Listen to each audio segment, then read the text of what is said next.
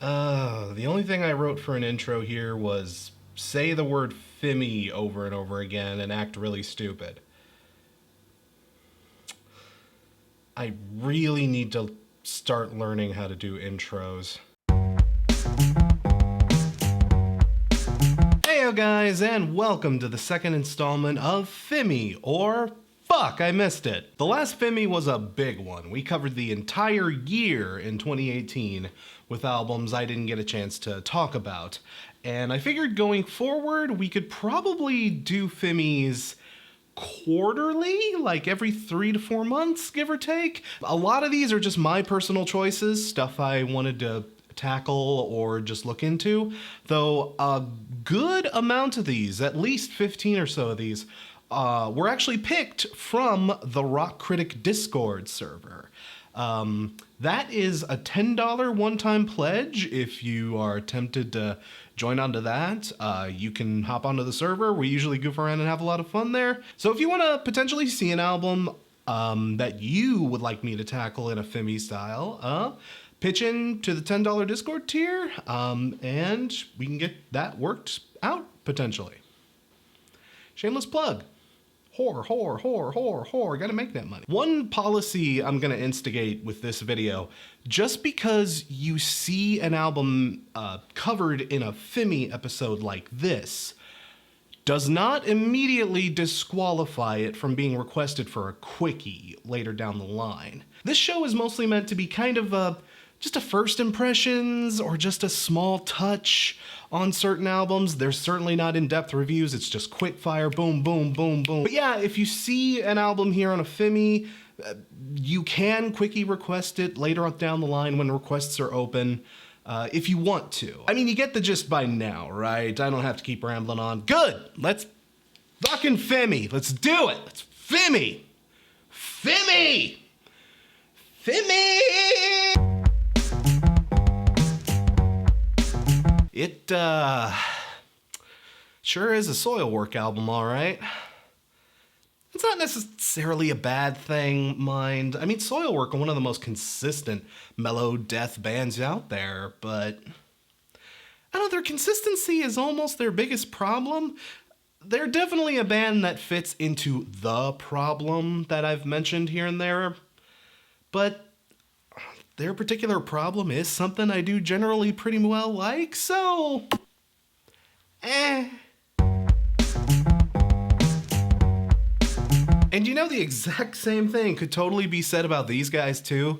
They are not the most deep band in the world. They really only got one trick to them, but again, it's a pretty damn good trick. People who are into like 70s retro fuzzed out throwback kind of styled rock, yeah, definitely. This is a band you should be paying attention to. Not a lot of people are talking about them.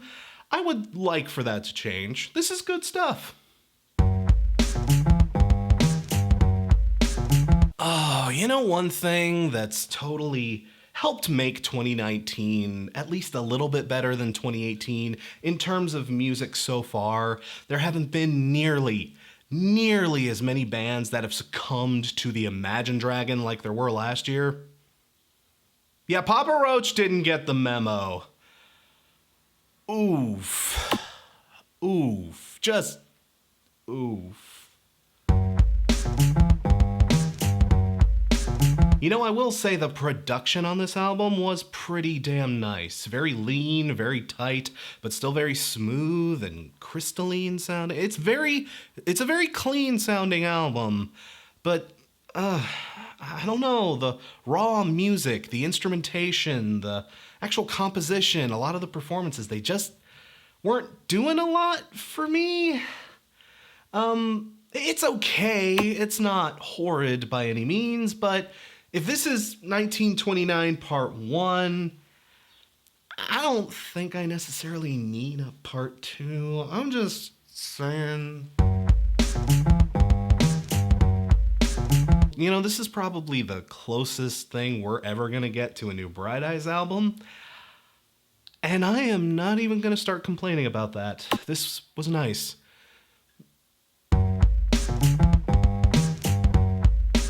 You know, I don't know what it is, but I have just never been able to get into FIDLAR? However you say it, I don't know. I've just never been a huge fan of these guys, and they haven't necessarily gotten better with age. Not an offensive album by any means.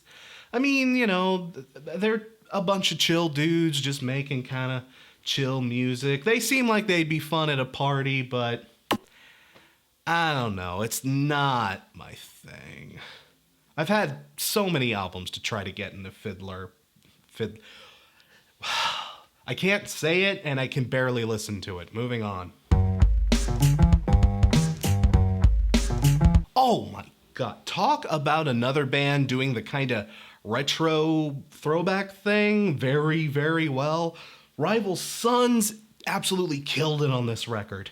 The production is still giving these guys big trouble. This album sounds muddier than it really should, but hearing how technically proficient they are on this record just makes me beg to get these guys in the room with somebody more competent and capable of bringing out the best in them. My God, this is a potential album of the year candidate for me, despite some of its flaws. It's just so goddamn charming. Thinking of what a really good producer could do with these guys is making me fucking swoon. Oh.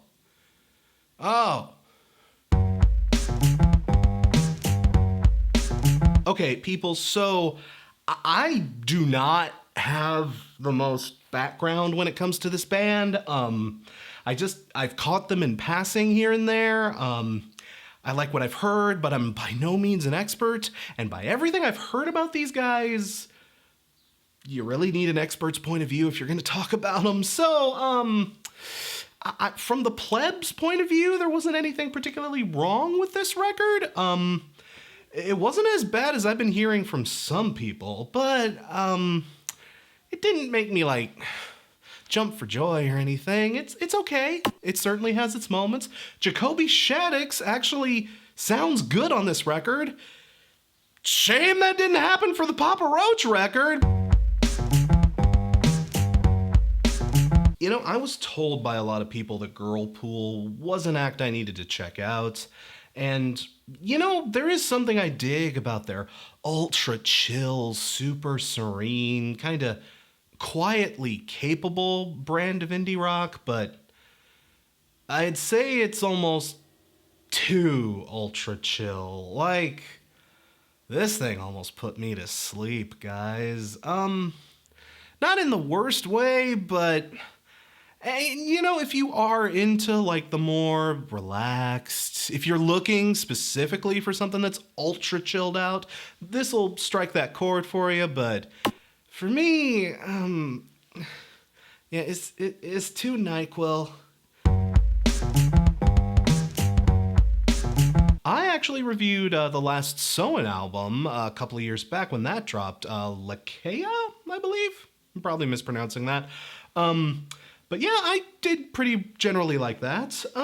This album too, I do enjoy Soen's particular kind of like jazzy progressiveness. Like they've got a very technical minded kind of prog vibe to them. It is something very unique, but on the same coin, it's also something I just gotta be in a certain kind of mood for. And I feel like that's going to be a lot of people's general reaction to Soen. It's just not a band that's for everybody. But again, if you can get into something a bit jazzy, again, a bit more relaxed, but still heavy enough to keep your interest, then yeah, the new Soen is pretty good. Not a bad debut from these guys. This is some nice stuff overall. You know, it's got a nice sort of dirty, kind of skeezy, kind of almost disturbing kind of vibe to them. But the instrumentation, it needs a little bit of improvement. It's okay, it's just not masterclass by any means. And there are some lyrics on this thing that are, I mean, I get what they're going for, but some of this stuff is a little cringe. Just like a little bit. Like, this is obviously a band that has some growing to do, but I definitely see the potential on display here. We could very well be seeing good things out of these guys in the future, if they improve.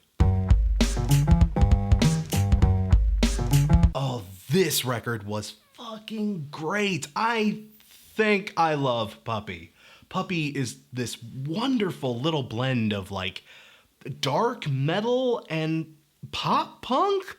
Like it's got the sort of sinister vibes of something like Creeper or even maybe AFI, but it's filtered through a much softer lens, something more akin to like Waster or Neck Deep even. It's like these guys are trying to recreate the first Black Sabbath album through the lens of Blink-182. It's a wonderful mishmash of styles that's pulled off in a very creative and interesting way. Like, yeah, this is up there for me, guys. This is up there. Also, they have the best name ever. I love Puppies! Puppies fucking rule! Fuck my show. Here's a solid minute of Puppies.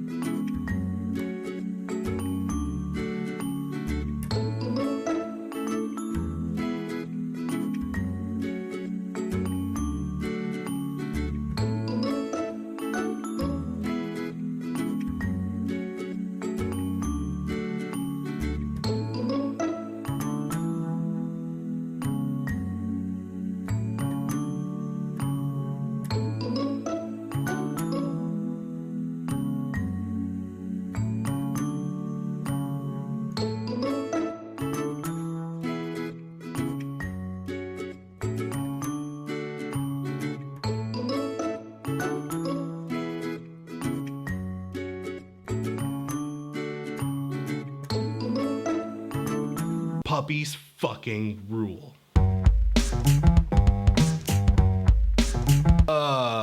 Okay, asking me to review a Beirut album in 3 to 5 sentences, that's just not gonna happen. But, I did really enjoy the new Beirut album. It's big and bold, while not being too particularly threatening or overwhelming by any means. It's just grand and weird and wonderful and exuberant sounding. It's just... But again, Beirut is just one of those bands, one of those indie bands in particular that you are just going to know from the first 5 notes whether or not this is going to be the best thing in the world to you or the most ear-grating, annoying, pretentious shit. Pretentious. Learn to speak, Crash. Maybe you'd be better at this. Especially if you're into Beirut, if you've been hankering for a new album, yeah, I'd say their new one satisfies. Very good stuff. Very good. I just do not know why the new Dream Theater album isn't clicking with me. I'm kind of glad I didn't get a request for it or that I didn't cover it timely, because I don't know, I've spun this damn thing like 5 times, and it just doesn't sit with me. Nothing about this album sticks to me in any big or bold way, and I'm not even 100% sure what it is. It's nice to have a Dream Theater album that isn't 2 hours fucking long for a change, and, like some of the like little toe touches into gent and some more modern trends that they tried to put into this album, I wasn't feeling those necessarily, but not to any huge dismay. I don't hate this album. This certainly isn't a bad Dream Theater. I'd say Dream Theater have even done worse than this, but I don't know, this one is just doing nothing for me.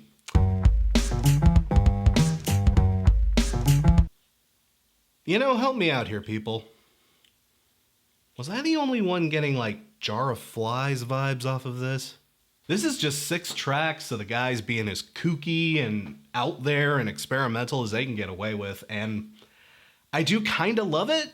Like, there's so much about this album that I wasn't expecting from them. A lot like their last full length. It's just There are a lot of songs that are like acoustically driven that sound nice. They dip their toes a little bit farther into like psychedelia and like acid rock kind of stuff. This band just keeps surprising me with the new stuff they put out. I didn't think they would be capable of some of the stuff they pull off on this record, but it turns out they totally are, and that is super neat. Again, Cane Hill is shaping up to not at all be the band I expected them to be. And that's always great to see. This is a new pop punk act out of Alberta that I just randomly stumbled across looking for new releases around early February. It's that much more modern pop punk sort of sound. Like it's, again, it's very in tune with what's going on in pop punk now. It's not a throwback by any means, but a lot of what I heard on this record just sounded great. These guys are really rough and ready sounding. Like the instrumentation is very loud and very bold for a pop punk act. Like they really are forceful with their music, and their vocalist is very distinct. He's got a real growl kind of to him. He's not at all a clean, pretty voiced pretty boy. It's only an EP and it's a very short one at that, but based off of what I heard from this, I would be very excited to hear a full length out of these guys. I hope that's something we get. Again, there is certainly some promise to be had with these guys. While this album doesn't have anything particularly bad on it, personally I do kind of dig the whole proto blue-eyed soul kind of thing that Hozier? It is Hozier. God, I mispronounce everything. People, I mispronounce everything. Just get used to it. This album, again, not horrid, but it doesn't do anything new or interesting or anything to really grab your attention that much, and it sure as hell doesn't have a song on it as good as Take Me to Church was a few years back, so I'm sorry, but this guy kind of reeks of one-hit wonder to me. I like what I heard here, you know? It's very sharp, very intense, nice metalcore vibes, you know? It's very, you know, aggressive and edgy in all the right places, slows down in some of the right places, a nice loud bombast record for sure. I don't know if it's album of the year material necessarily. It doesn't do much new, even for them necessarily, but, you know, it's a solid outing. I could pit to this. I could pit to this. I could pit to this.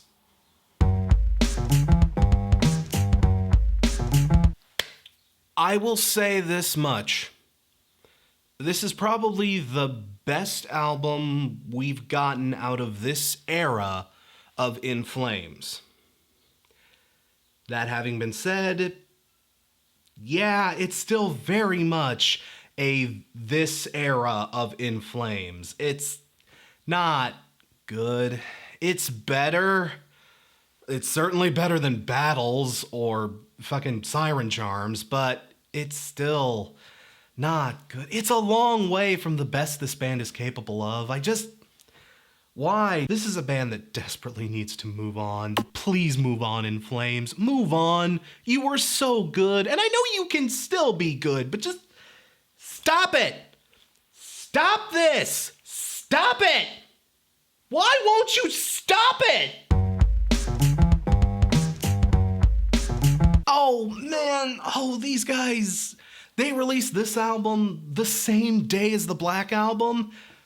I so would have loved to have talked about that instead of Black.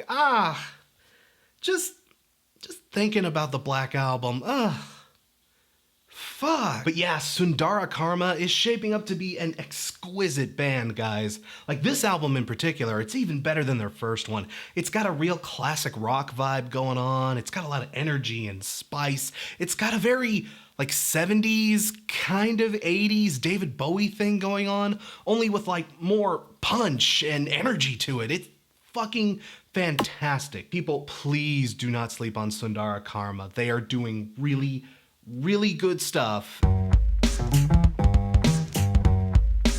Hey, Hey, speaking of Album of the Year contenders, oh, guys, I am super duper late to the Mariana's Trench bandwagon, but I'm glad I finally got the chance to jump on, because this album, ooh, there is so much to like about this. The instrumentation, the production, the performances, their lead singer, oh my god, he legit gives Brendan Urie a run for his money, and no, I'm not exaggerating. Dude can sing! I have heard a fair amount of criticism about this album, though. Mostly being that, oh, it's not as good as Astoria, their last one.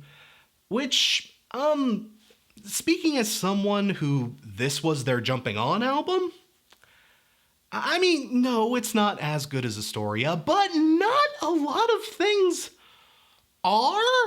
This album rules, and this album rules too, only like a millimeter less rule. A millimeter less rule, people. It still kicks ass. Please check it out. This band is like if Dollskin were fronted by Liz Phair and trying to make Slater Kinney sound like a pop-punk act. I know that sounds fucking banana bonkers, but people, trust me on this one. If you happen to care for any of the artists I mentioned in that clumsy-ass analogy of mine, check this out. You will get something very good out of it. Really good stuff.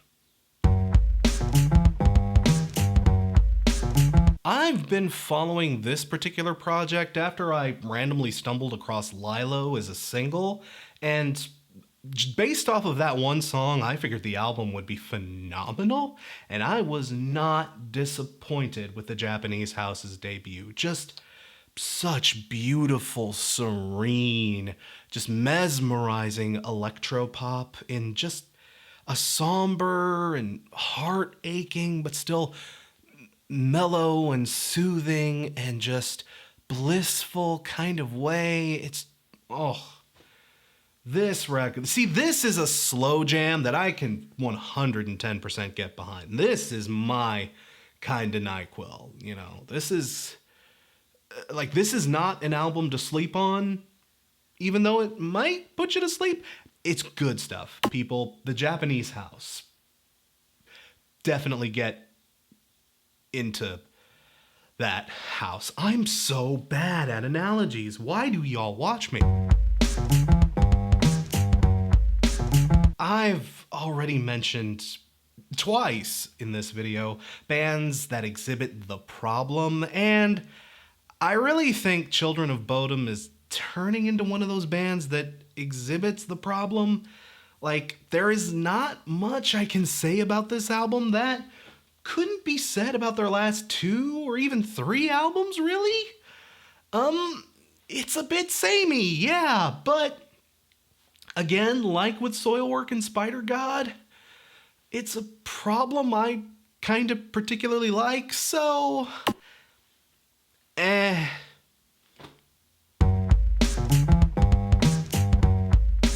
This is my first go around with Foals. You know, it's a very indie rock, kind of subdued, but still very danceable kind of feel.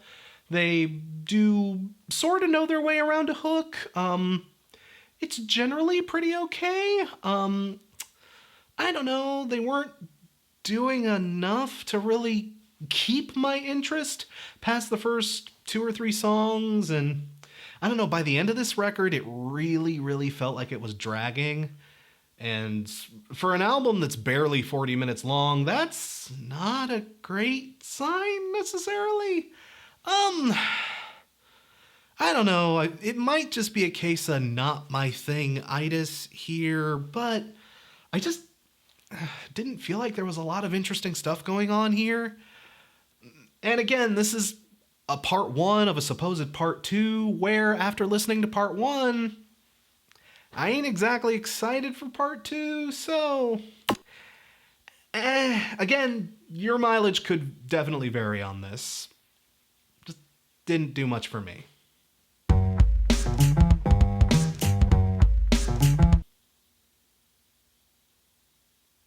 Did you even know Attila released an album this year? Good. You didn't miss a goddamn thing. Fuck this shitty band for twats. Okay, look. Demon Hunter is an inoffensive band. They're an okay band. There isn't anything inherently wrong with Demon Hunter. 30 to 40 minutes of Demon Hunter, I can usually handle. It's okay. 100 minutes of Demon Hunter, though, that's where I draw the motherfucking line. Like, there is no reason for these guys to be releasing a double album. They are not interesting enough to be releasing double albums. Don't at me. This was a chore to slog through, especially in one sitting. Just no thanks. Just I'm gonna get so many comments for this, aren't I? I don't care. It's not fun. You know what was fun? This. Oh my god, this rules. This is like Mastodon and Gojira by way of strung out. It's like insanely metallic and intense and just gorgeously played. Oh my god, these guys can play so well. But it's also got like this punk edge to it. It's got like a fastness to a lot of its tempos, and it's got like, you know, a very raw vibe. Like it is a blend of two things I wasn't sure was particularly gonna blend particularly well, but ooh. From what I understand, these guys are still fairly new as well. I think this is only their second album, but yeah, especially fans of like Gojira, Mastodon, Devin Townsend. If you like your metal technical and weird and crazy and wonderful, meet your new favorite band.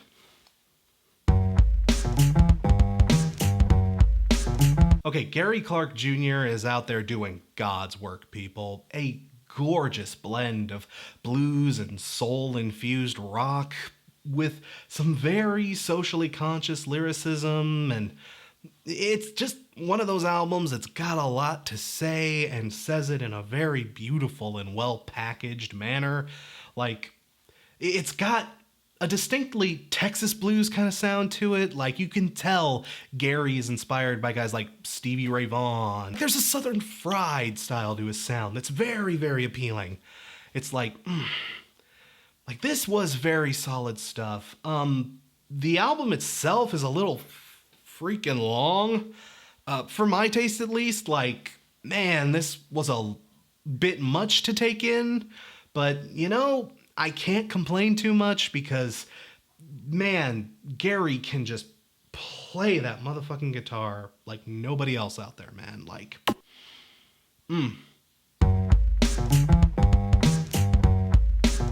I don't know if it's shaping up to be a particularly, like, chill year, or if there's just, by coincidence, been a lot of chill stuff that's been passed across my desk here lately.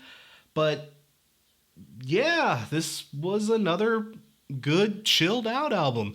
Very good folk music. I'm not even sure I can call it rock. There are rockier moments on this thing, but this is not like a full-blown rock album by even any stretch. This is definitely bordering on out of my jurisdiction territory, but, you know, for those of you that are in like a Frightened Rabbit or, you know, kind of a modern folksy kind of vibe, yeah, man, this'll scratch that itch. This'll definitely scratch that itch for you.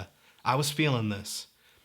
Even though I'm not the biggest folky in the world, I was totally feeling this.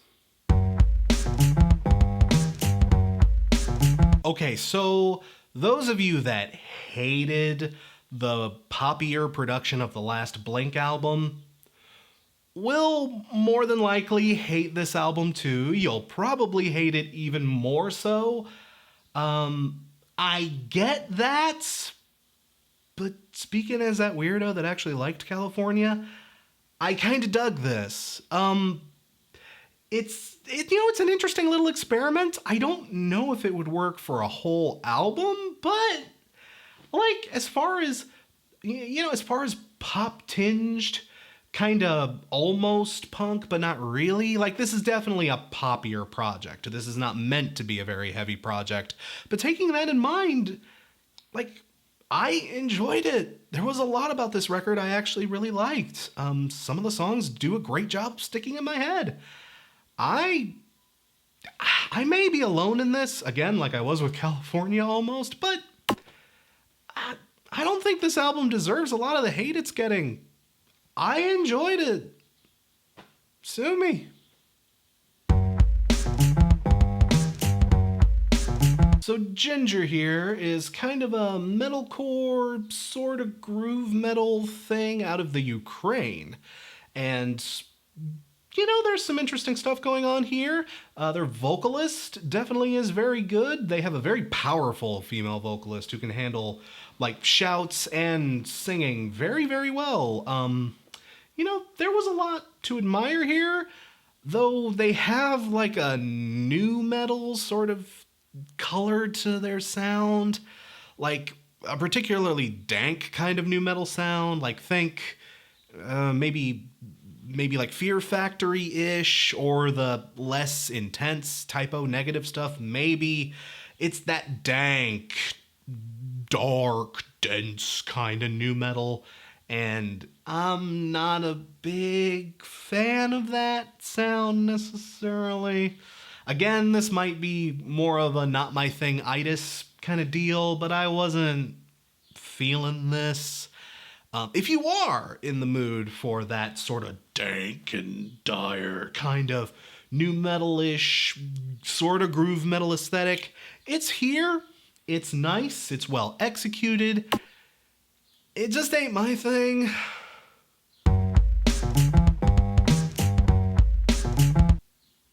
Why does this record sound exactly like the soundtrack to Pom Pom's indie flick? Remember City, State? In the dead of a small factory town, dealing with your quirky, dysfunctional family is the easiest part of the journey. Yeah, this is that. Again, it's not bad. It's got a very acoustic, very indie rock, very subdued kind of style to it. A lot of whispered vocals. Things are kept very low key on this record, but I don't know. It's one of those things that, again, it's one of those records you're just gonna know from like the very first track whether you're gonna love it or you're gonna hate it. And I don't know, I was personally on the latter side with this one.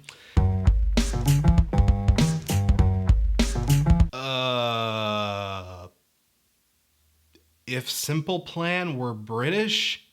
Yeah, this was another Discord request. I hadn't heard of these guys up until this album, and in listening to it, the biggest thought that crossed my mind was, wow, this sounds crazy dated. Like, they sound like a band trying to make music from like 15, 20 years ago.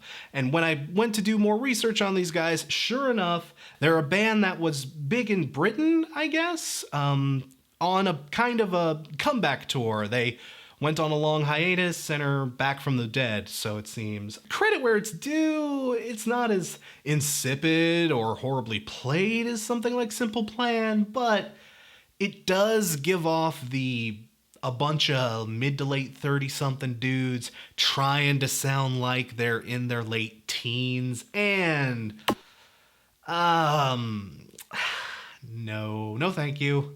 No thank you. Okay, using a posthumous sample of the late Christopher Lee as the closing track to your album is a dirty, rotten trick. That got right under my heart and it tore it to pieces. Fuck, I miss Christopher Lee, don't you? Putting that aside, yeah, this was good stuff. Those of you that are into symphonic metal, yeah, this one's a no-brainer. Rhapsody of Fire is out here doing some crazy, big, bold, high-concept, over-the-top kind of stuff. And, like, yeah, man, if you like broadswords and dragon killing and just all that D&D fantasy shit, if you're holding a broadsword right fucking now, this is your album.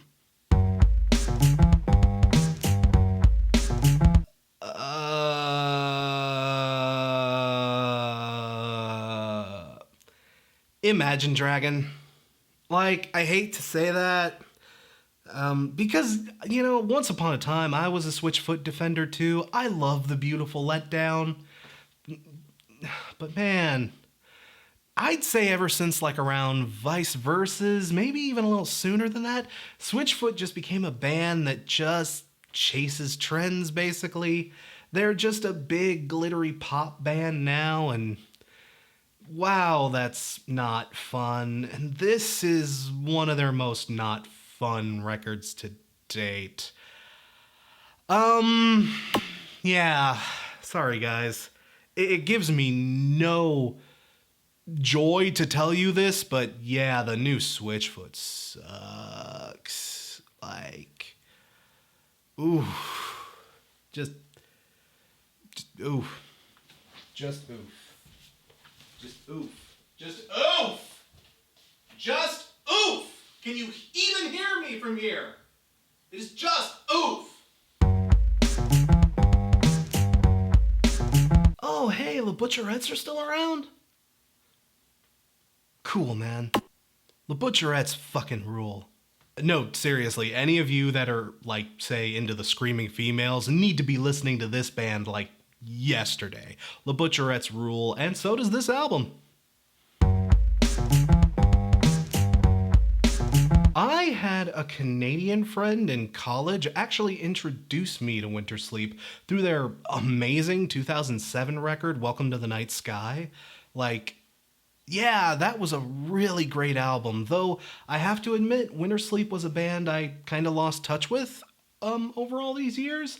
This was a Discord request, so I went back into them, and it looks like they've gone into more of a relaxed, sort of chilled out, more proto-folky-ish, but not really sort of sound, as opposed to their more sort of jangly, sort of more upbeat-ish kind of.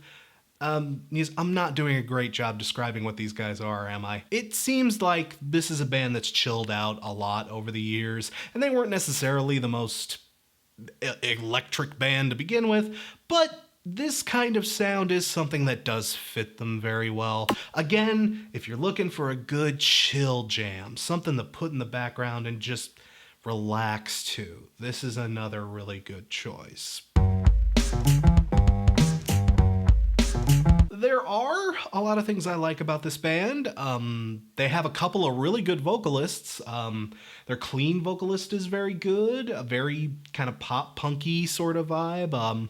And their metalcore unclean vocalist is also very solid. It's got a cleanness to it and a nice sort of grit and gravel sound in places, but this band, at least with this album, they... I won't say Imagine Dragoned necessarily, but this, at least with this album, they implemented a lot of like the worst elements of things that are going on in pop. Like there's a lot of trap snares, a lot of beat drops. Like, I gotta admit, that was a big turnoff. The band definitely has potential, but just...